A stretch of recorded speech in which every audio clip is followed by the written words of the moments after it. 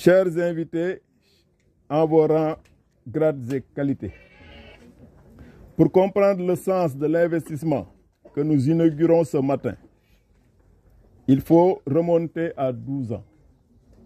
En effet, en 2013, dans le livre 20 axes du projet pour tous les villages de la future commune de Diass, j'avais écrit ceci dans le passage sous-titré « Route et transport ».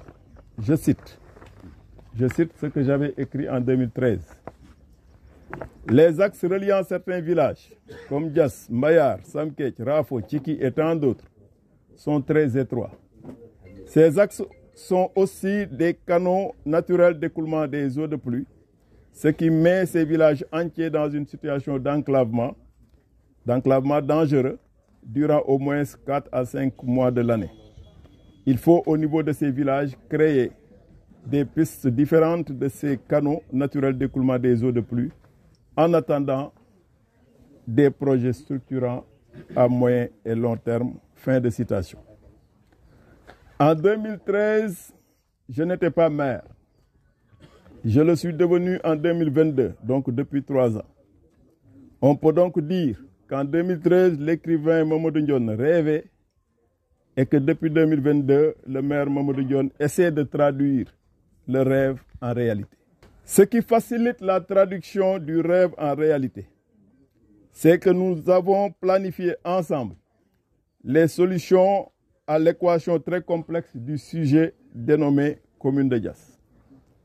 Dans cette planification, les scénarios les plus critiques ont été pris en compte.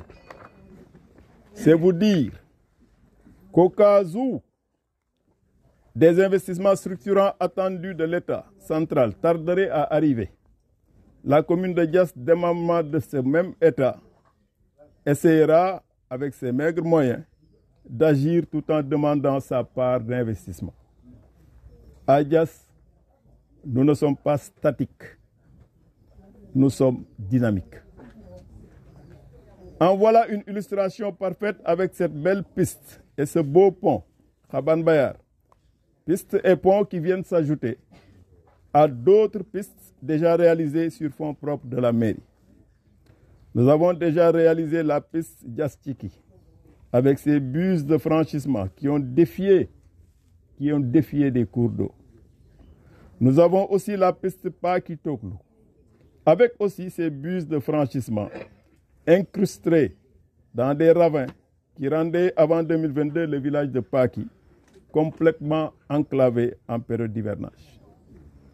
Nous avons également la piste Bouhoupaki qui a fini de lier sans entrave ces deux villages unis par des liens séculaires. Nous avons aujourd'hui la piste qui mène vers Fouk à Kirène et qui a permis cette piste de complètement désenclaver ce quartier légendaire de Fouk. Nous avons la piste qui relie Bandia Sessène et Bandia Mbambara avec des effets induits énormes en termes économiques et sociaux. Sur toutes ces pistes, le trajet entre les villages concernés ne dépasse pas 3 à 4 minutes en véhicule motorisé.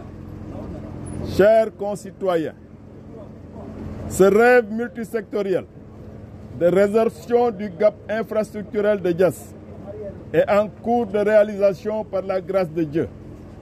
L'implication du conseil municipal engagé et la confiance de la population. C'est le lieu pour moi de remercier cette vaillante population communale, généreuse, qui nous manifeste tous les jours son amour profond, cet amour qui est le moteur de notre total engagement. La population communale a compris que si nous faisons des pistes, c'est pour faciliter la circulation des personnes et des biens avec des gains financiers et sociaux incommensurables. Cette population a compris que si nous avons investi pour réaliser un stade, un centre de santé, un centre socio-culturel, 2 forages, des extensions de réseaux hydrauliques, des lampadaires solaires, des extensions de réseaux électriques, des salles de classe, des murs de clôture d'écoles, des réfections d'écoles et de lieux de culte, des pistes, des points de regroupement normalisés, des infrastructures marchandes, des outils informatiques et numériques et tant d'autres, c'est parce que nous avons Diass au cœur. Dans cet amour pour Diass, nous allions une vision et une ambition adossées aux lois et règlements de notre pays et surtout aux valeurs qui nous ont forgés. Nous sommes et resterons sur cette voie du progrès, adossée à l'éthique des responsabilités. Nous prions pour que Dieu nous donne à tous la vie, l'envie, la santé, la générosité du cœur, la foi et la lucidité pour servir.